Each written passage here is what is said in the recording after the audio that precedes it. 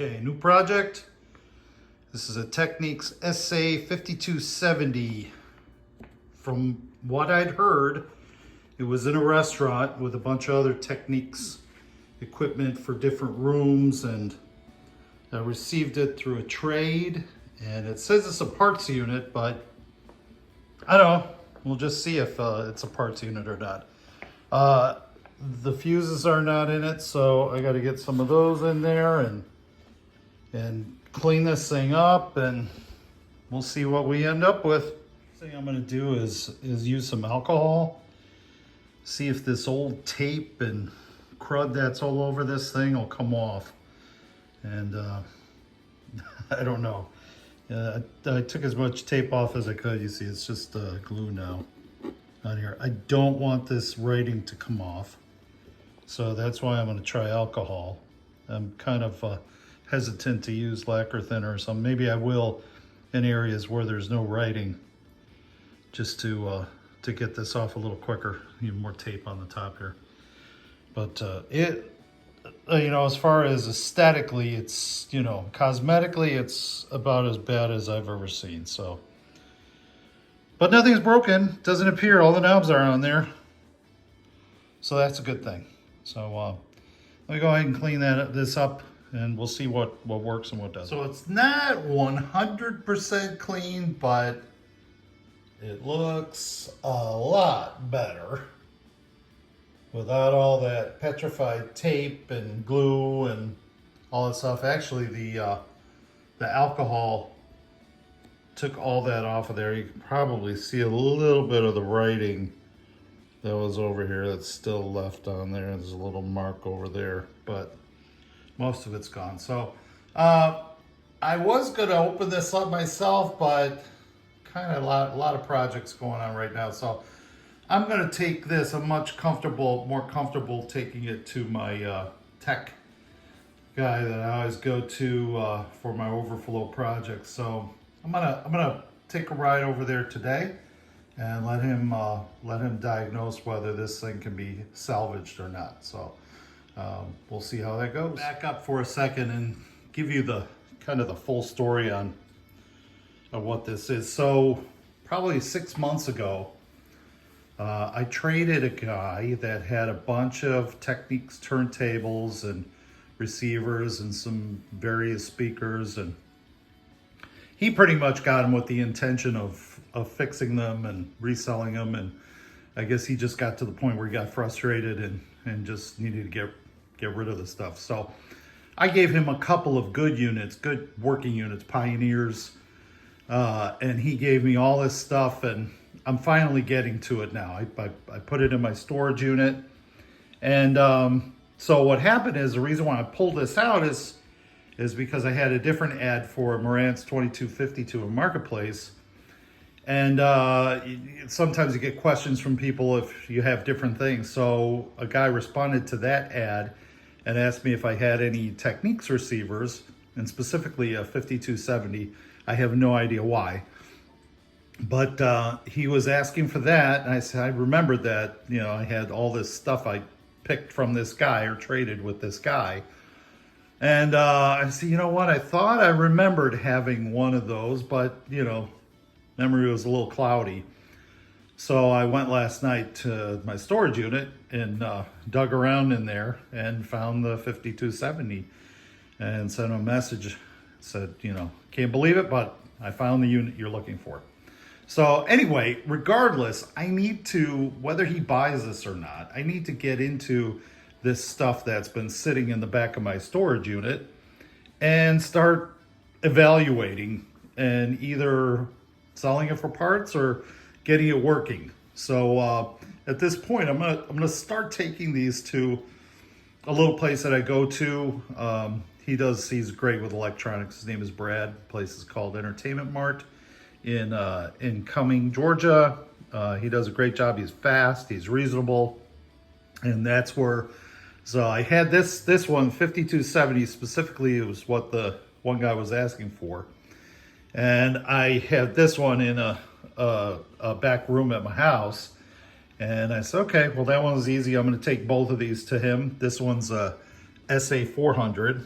It has some issues on top. And once again, none of these that I got from this guy had fuses in them. So I have no idea what kind of shape these are in. You know, physically, some of them are in terrible shape. He told me they came out of a restaurant, which I believe because they had tape all over them saying, you know, where to put settings and all that stuff. And I'm really concerned about this one because it said, you know, parts unit. I don't know who taped that on there, who, you know, did any diagnosis on it, but we're gonna take it over. We're gonna take it over to the repair shop and see what happens. So I'm gonna be on my way in a minute, and I'll record it when I get there. I am at Entertainment Mart in Cumming, Georgia, and this is where I'm taking the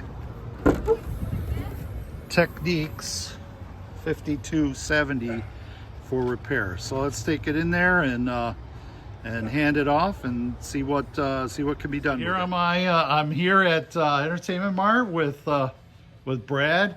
Brad doesn't want to say hello, but there he is.